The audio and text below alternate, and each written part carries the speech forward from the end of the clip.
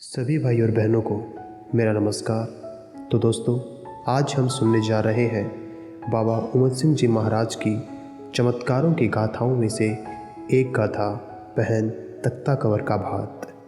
बुहाना ग्राम के संस्थापक भवानी सिंह के वंशज गुलजी सिंह के 8 संतानें थी, जिसमें 5 पुत्र और 3 पुत्रियां थीं। पुत्र पंजी सिंह, उमद सिंह, रामलाल सिंह, अंजी सिंह, सैतान सिंह और 3 पुत्रियां सरदार कंवर, अंजना कंवर और तख्ता कंवर थी। तख्ता कंवर की शादी झुंझुनू के पास झाझड़ गांव में हुई थी। समय का पहिया चलता रहा। तख्ता कंवर के बेटे बिरजू सिंह की शादी तय हो गई। प्रथानुसार तख्ता कंवर शादी का निमंत्रण देने बुहाना आई। यह समाचार सुनकर सारा परिवार अत्यंत प्रसन्न हुआ। अपने भाइयों को भात का न्योता देकर वह वापस अपने ससुराल चली गई। उमद सिंह के भाइयों ने आपस में चर्चा की कि उमद सिंह को भात में ले जाया जाए या फिर नहीं। काफ़ी सोच विचार करने के बाद कुतर्कों ने विवेक को परास्त कर दिया। बुद्धि का अपहरण हो गया और फैसला हुआ कि उमद सिंह को इस उत्सव से दूर रखा जाए। उमद सिंह के भाइयों ने भात की तैयारियां शुरू कर दी, पर उमद सिंह के कानों में भनक तक न पड़ने दी। कारण था कि बाबा उमद सिंह को जनसेवा में आत्मिक आनंद मिलता था। वे मन और आत्मा के उज्जवल थे। अपनी वेशभूषा का ज़्यादा ध्यान नहीं रखते थे। उन्हें भेदभाव, ऊंच नीच, छुआछूत आदि में विश्वास नहीं था।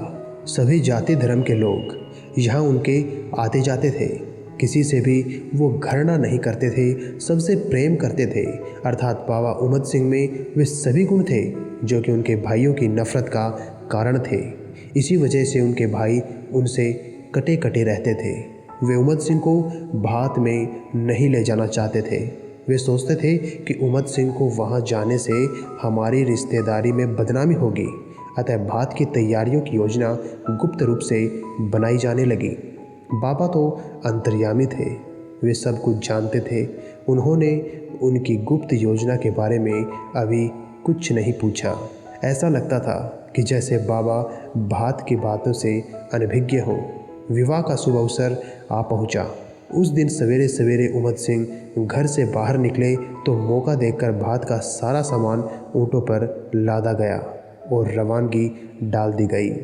बाबा उमद सिंह भी भात में जाने को तैयार थे। बाबा अपनी बहन से बहुत प्रेम करते थे। एक बार की बात है कि जब बाबा अपने गुरु महाराज की सेवा में प्रतिदिन जाया करते थे, उनको अपने भांजे की बीमारी का समाचार मिला और बहन के घर में सेवा करने वाला कोई नहीं था। बाबा रोजाना रात्रि काल में जयपुर जाते तथा दिन में अपनी बहन के घर पहुंच जाते थे। आज उसी भांजे की शादी है। उनको बहन के प्रति अपना फर्ज निभाना था। भगवान भरोसे बाबा कुछ समय के बाद झाझड़ के लिए चल पड़े। रास्ते में उनके भाई आपस में चर्चा करते जा रहे थे कि भात से वापस आने के बाद उमद सिंह को बताएंगे तो बहुत आनंद आएगा। उनका काफिला झाझड़ गांव की तरफ बढ़ा चला जा रहा था। आधे रास्ते में कहीं पर यकायक उनके ऊँट ठिठक कर रुक गए और ऐसा सुनाई दिया कि कोई घुड़सवार तेज गति से अपने घोड़े से उनके समीप से गुजर रहा है। घोड़े की टाप की ध्वनि कुछ देर तक उनके कानों में आती रही। इस बात को उनके भाइयों ने नज़रअंदाज कर दिया। बाबा अदृश्य रूप से चले जा रहे थे। भाई बंधु सभी लोग तय समय अनुसार झाझड़ गांव पर पहुँचे। उन्होंने जी खोलकर धन खर्च किया। अच्छा और अधिक भात का सामान ले जाकर वे गौरवान्वित महसूस कर रहे थे। भाई तख्ता कंवर को जब यह समाचार मिला कि भाती आ गए हैं तो वो बहुत प्रसन्न हुई। भातियों की खूब आवभक्त की गई। तख्ता कंवर अपने भाइयों से मिलने मेहमान खाने में गई और सबसे मिली। उनकी नज़रें किसी और को ढूंढ रही थी। वह इधर उधर बाहर भीतर सब जगह देख लिया, लेकिन उसे उम्दा कहीं नहीं दिखाई दिया। वह वापस मेहमान खाने गई और अपने भाइयों से पूछा कि उम्दा कहाँ है। पहले तो भाई बात को टालते गए, लेकिन तख्ता कंवर के बार बार पूछने पर बताया कि वो हमारे साथ नहीं आया। पता नहीं ऐन वक्त पर गांव से कहाँ गायब हो गया। कई जगह ढूंढा पर कहीं नहीं मिला। समय कम था, इसीलिए उनके बिना ही हमें रवानगी लेनी पड़ी। इस जवाब में बनावट थी, निर्दया थी, निष्ठुरता थी, उमंग पर तुषारापात था, भावनाओं पर वज्राघात था।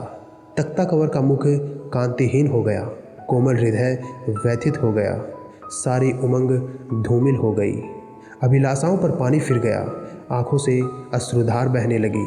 मेहमान खाने में उसका दम घुटने लगा। ऐसा जान पड़ता था कि मानो उसके देह का खून स्थिर हो गया। उसकी पथराई आंखें उमद सिंह को देखने के लिए विकल थी। खुशी की जगह मन में गम सा छा गया। समय निकला जा रहा था, मजबूरी थी, आखिरकार भात की रस्म अदा की जाने लगी। भीतर बाहर हलचल मची हुई थी, पूरे घर में खुशी छाई हुई थी, पर तख्ता कवर के मन में खुशी गायब थी। बैंड बाजे का शोर तख्ता कवर की विकलता पर हंस रहा था। बड़े भाई ने बहन को चुनरी ओढ़ाई और भात का सारा सामान सौंप दिया गया। यह कार्यक्रम चल रहा था, पर बहन के नैनों से आंसुओं की अनवरत झड़ी लगी हुई थी। वह मन ही मन अपने भाई उम्दा को पुकार रही थी, भाई एक बार आकर अपनी बहना को गले लगा लो। बाबा उमद सिंह अपनी बहन की अंतर्व्यथा को जान रहे थे। बहन की और ज़्यादा वेदना सहन नहीं हुई और वहाँ पुराने वस्त्रों में ही कंधे पर अपनी फटी पुरानी कंबल लेकर बाबा वहाँ पहुँच गए। भाई तख्ता कवर की खुशी का कोई ठिकाना न रहा। भाई के दर्शन से उनकी समस्त वेदना विलुप्त हो गई। भाई उम्दा ने बहन को गले लगा लिया।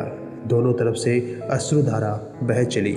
भाई उम्दा ने बोला कि तुमने मुझे बुलाया तो मैं कैसे नहीं आता।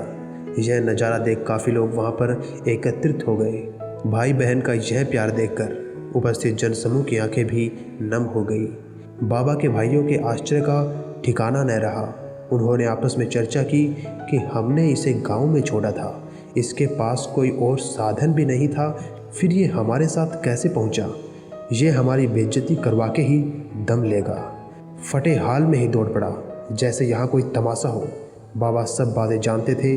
बाबा ने अपनी बहन से कहा कि अपने घर का एक बर्तन मंगवाओ। वहाँ पर उपस्थित लोगों के मन में शंका पैदा हुई कि इसके पास पहनने को ढंग का वस्त्र नहीं है। एक फटी पुरानी कंबल के अलावा इसके पास कोई और साधन नहीं दिखता। इसकी वेशभूषा को देखकर तो लगता है कि इसमें इतना सामर्थ्य नहीं कि ये अपनी बहन को भी कुछ दे सके। उमद सिंह के भाइयों ने ठहाके लगाए। उपस्थित लोगों ने भी फिक्रे कसे। लोग आपस में बात कर रहे थे कि अब ये बावलिया क्या भात भरेगा। बाबा उमद सिंह क्षमाशील थे। उन पर उनके व्यंग्य बाणों का कोई असर नहीं हुआ। वे निर्धन के वेश में धनवानों जैसा भात भरने आए थे। अंदर से एक बड़ा पात्र मंगवाया गया। बाबा उमद सिंह ने अपनी फटी पुरानी कंबल उस पात्र पर झड़काई। बिजली सी कड़की और देखते ही देखते सोने और चांदी की बरसात होने लगी। पात्र सोने और चांदी के गहनों से भर गए। भगवान ने भक्त की लाज रखी। उपस्थित लोगों को ऐसा लगा कि जैसे कृष्ण भगवान नरसिंह भगत का भात भर रहे हो। सभी हतप्रभत हो गए। किसी को कुछ समझ में नहीं आ रहा था। लोग तय नहीं कर पा रहे थे कि वो स्वप्न देख रहे हैं या फिर कोई हकीकत। बाबा उमद सिंह की जय जयकार होने लगी। जो लोग पहले उनका व्यंग्य कस रहे थे उनके चरणों में आ गिर पड़े।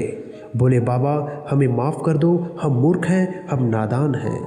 बाबा ने उनसे कहा कि मैं तुम्हारी किसी भी बात का बुरा नहीं मानता। बहन बोली, भाई उम्दा मुझे तुम्हारा प्यार चाहिए, धन दौलत नहीं। मैं ऐश्वर्य और धन संपत्ति की भूखी नहीं। बाबा ने कहा कि ये तो मेरा फ़र्ज है, कोई एहसान नहीं।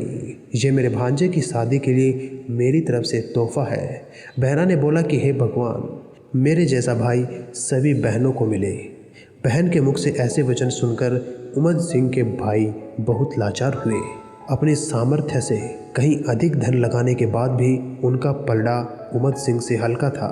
वे अपने भाई उमद सिंह के सामने लज्जित हो गए थे, क्योंकि उन्होंने उनको भात में शामिल नहीं किया था। उसने भात की सभी बातें छुपाई।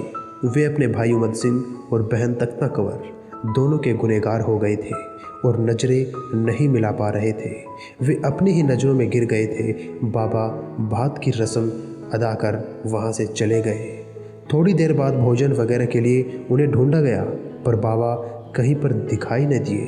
लोग आपस में चर्चा करने लगे कि यह संत कहाँ से आया और कहाँ चला गया, किसी को कुछ खबर नहीं। कहते हैं कि उस दिन के बाद से झाझड़ गांव में भात के पात्र पर कपड़ा रखा जाने लगा। तो दोस्तों, ये थी बाबा उमत सिंह की चमत्कारी घटना जो कि बाबा के समय घटित हुई थी। और आज भी बाबा उमत सिंह अपने भक्तों की लाज रखते हैं और उनके सभी कामों में सहयोग करते हैं। बोलिए बाबा उमत सिंह जी महाराज की जय।